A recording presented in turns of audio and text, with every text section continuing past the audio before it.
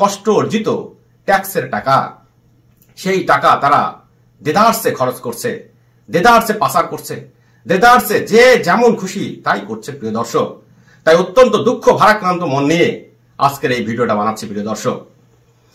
এখন আমরা দেখব যে জনপ্রশাসন মন্ত্রী কি বলছেন।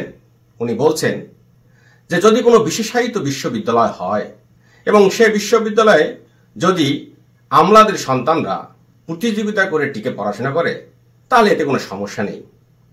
প্রিয় দর্শক, আমরা জানি যে আমাদের এই বাংলাদেশে শত শত সরকারি বেসরকারি বিশ্ববিদ্যালয় রয়েছে। এই বিশ্ববিদ্যালয়গুলোতে ভালো পড়াশোনা নিশ্চিত করে সেখানে সচিবদের সন্তান হোক, ম্যাথর, ডোম কিংবা কামার কুমার তাঁতি জেলের সন্তানরা হোক, সবাই মিলে সেখানে পড়াশোনা করে প্রতিযোগিতা করে যাদের মেধা ভালো তারাই সেখানে প্রতিযোগিতা করে টিকবে, তারাই প্রতিযোগিতা করে চাকরিতে যাবে, তারাই প্রতিযোগিতা করে এই দেশটাকে সামনের দিকে এগিয়ে নিয়ে যাবে। কিন্তু কারো জন্য বিশেষায়িত বিশ্ববিদ্যালয় করে সেখানে কোটা সিস্টেম করে এই সচিবদের সন্তানদের কোটার মাধ্যমে সেখানে নিয়ে গিয়ে তাদেরকে পড়াশোনার ব্যবস্থা করে দিলে এই রাষ্ট্র এখানে যে বৈষম্য, সেই বৈষম্য আকাশ পাতালের মতো হয়ে যাবে। ফলে সাধারণ আমরা যে জনগণ আছি এই জনগণ তখন হয়ে যাব এই রাষ্ট্রের চাকর বা আরো নিম্ন কিছু বা প্রজা। আমাদের কাজই হবে শুধু ট্যাক্স দেওয়া, আর এই আমলা, এই রাজনীতিবিদ কিংবা এই উচ্চ মহলদের আমাদের শুধু অর্থ করি সাপ্লাই দিতে হবে। প্রিয় দর্শক, আমরা এখন দেখব যে আমলারা, যে সচিবরা এরকম একটা প্রস্তাবনা করেছেন, সেই সচিবরা এই রাষ্ট্র থেকে কোন কোন সুযোগ সুবিধা পেয়ে থাকেন। এই সচিবরা এই রাষ্ট্র থেকে বেতন পান, তারা বাড়ি ভাড়া পান, তারা চিকিৎসা ভাতা পান, তারা শিক্ষা সহায়ক ভাতা পান তাদের সন্তানদের জন্য, তারা সার্বক্ষণিক গাড়ির সুবিধা পান। 1টি 2টি 3টি 4টি গাড়ি তাদের থাকে। এই গাড়ির ড্রাইভারের বেতন সরকার দেয়, এই গাড়ির তেলের টাকা সরকার দেয়। এই গাড়িগুলো এই সচিবরা তারা তাদের জন্য, তাদের পরিবারের জন্য, আত্মীয় স্বজনের জন্য, সন্তানদের জন্য ব্যবহার করতে পারবেন। এই গাড়ির মেইনটেনেন্সের খরচ দেওয়া হয়, এই গাড়ির জন্য বিনা সুদে তাদেরকে টাকা দেওয়া যায়। এই গাড়ির তেল কেনার টাকাও সরকার বা আমাদের ট্যাক্সের টাকা থেকে দেওয়া হয়।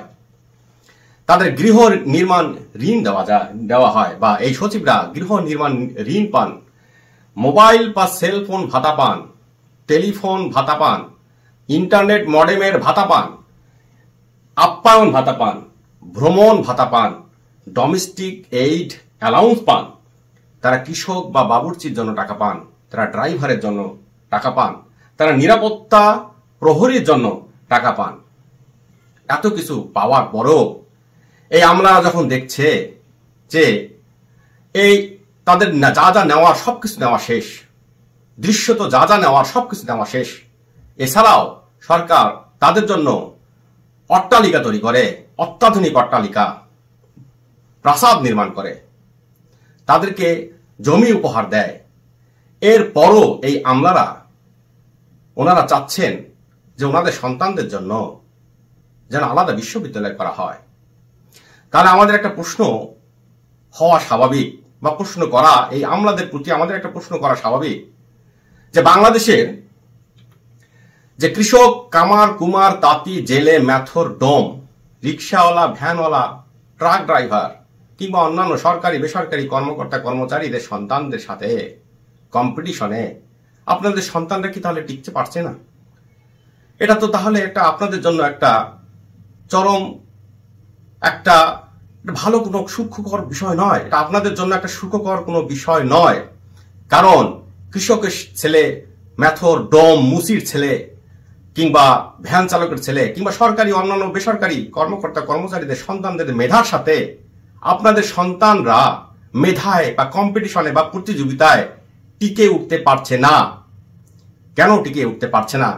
এই প্রশ্ন আপনাদের কাছে থাকলো প্রিয় আমলারা কিংবা প্রিয় সচিবরা। দেখেন, আপনাদের সন্তানরা অত্যন্ত আলিশান জীবনযাপন করে। আপনারা যে রাষ্ট্র থেকে যে বিভিন্ন সুযোগ সুবিধা নেন, এই সুযোগ সুবিধা আপনারাও ভোগ করেন, আপনাদের পরিবার ভোগ করে, আপনাদের সন্তানরা ভোগ করে।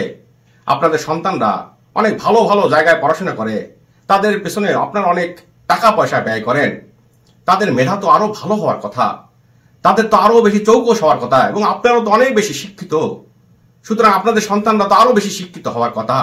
কিন্তু তাদের কেন মস্তিষ্ক ন্যারো হয়ে গেছে, সংকীর্ণ হয়ে গেছে? কেন তাদের মেধার বিকাশ হচ্ছে না?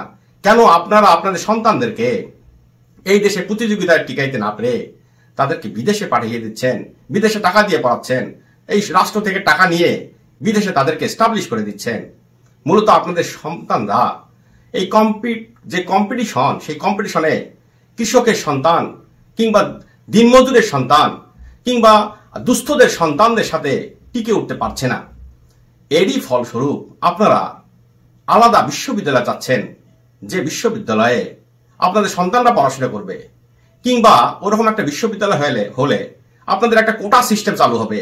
এই কোটা সিস্টেম দিয়ে আপনারা সেখানে আপনাদের সন্তানদের পড়াশোনা করাবেন।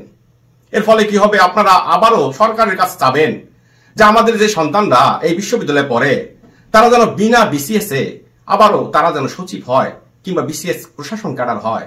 ফলে যে দারিদ্রের দুষ্ট চক্রের মধ্য দিয়ে বাংলাদেশ যাচ্ছে, সেই দারিদ্রের দুষ্ট চক্রটা আরো বেশি এস্টাবলিশ করা সম্ভব হবে এবং আপনাদের রাম রাজত্ব ভালো মতো কায়েম করা যাবে।